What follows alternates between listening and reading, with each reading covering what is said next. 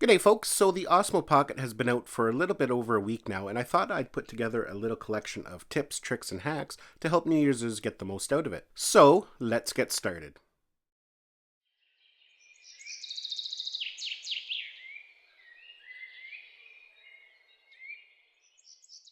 So the first tip I'm going to show you here is a hardware hack, and it's to do with mounting it. There are a ton of accessories coming for the Osmo Pocket, however not many are available yet, including the one that DJI sells that allows you to mount this in a traditional kind of GoPro finger mount. So that can be a problem right now for those who want to mount it and do a time lapse. However, there's a little bit of a workaround we can do until we wait for mounts to become available, and most likely you'll have all the stuff kicking around that you'll need.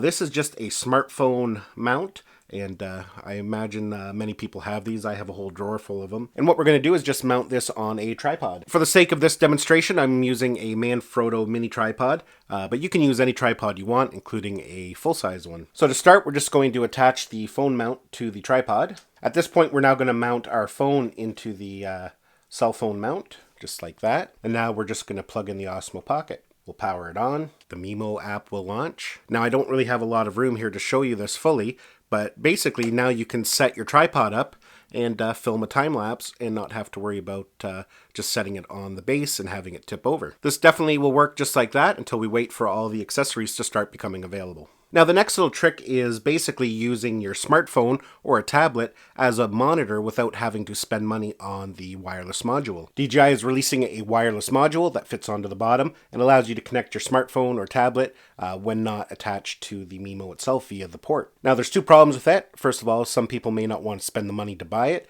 and the other problem is that it's not even available yet. So in the meantime, what you can do is hook it up via cable. Now this cable here is by Apple. It is a USB-C to Lightning cable. Now before this trick will work, we have to do something with this little dongle that's hanging out. Now this is also another little trick. Some people may not know this, but you can flip this around and plug it back in. But anyways, it has to be in that position for this tip to work, or you have to use the front plate that initially came on it. If you leave it the other way around, it thinks that this is the active port, and it won't initialize. At this point, what we're going to do is plug in the lightning end to our smartphone or tablet. I'm going to take the USB-C end, plug it into the bottom of the Osmo Pocket.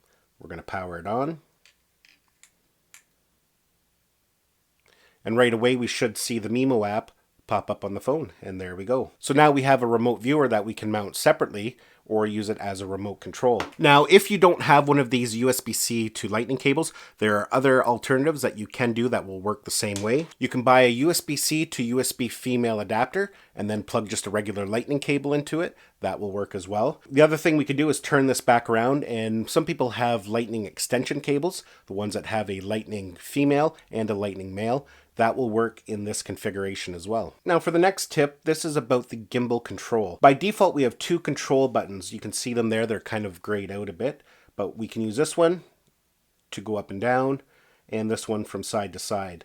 The problem with the way that's laid out, that's the default layout, is that you have to have both hands on the phone to control it. But if we click on the three dots down in the bottom left-hand corner, that brings up additional options for us. And then here we click on the little gimbal icon, and then we enable easy gimbal control, or gimbal easy control, I should say. And then we go back to the main screen. Now you can see there's just one control knob that has arrows in every direction, and that allows you to control it with one finger. And to me, it's a lot easier to control it how you want in a direction without having to use both hands. Now the next set of tips here is to do with charging. The Osmo Pocket has a built-in battery that cannot be replaced. However, you can charge this via a power bank to charge it on the go in between locations. So just to demonstrate here, I've got a small power bank, and I'm going to use the cable that came with the Osmo Pocket. We're just going to plug it in. Now any power bank will work. As you can see there, it is now charging. But better yet,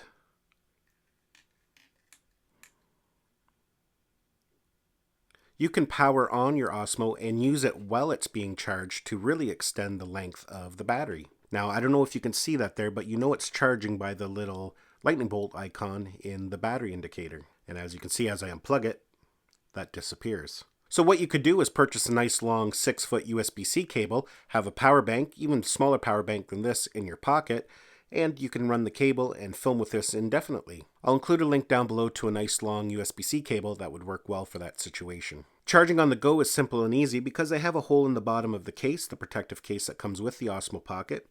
We just plug it in, and now this whole unit can be thrown in a backpack and charged while you're hiking or doing whatever you're doing. So moving along here, the next tips are to do with setting the angle of the camera. Now many are aware that you can adjust the angle of the camera by using that little slider on the side. It's very small to see, but if you touch it, as you can see, you can adjust the angle. Ideally, if you just want to move it quickly, you can move it with your finger. It won't damage your gimbal. It's very safe to do. It's designed to be moved manually like that. In fact, that's how you set your points when making motion time lapses. Now, just a couple usability tips. A double tap of the mode button recenters the gimbal. Just like that. A triple tap puts it into selfie mode. You can see that, just like that. A triple tap again will put it back to the normal mode. Now I'm going to use this plant for an example. When we're tracking an object, you can see now that the gimbal is tracking that plant on my desk. We can stop tracking at any time by a single press on the mode button. And now you can see it's not tracking it anymore.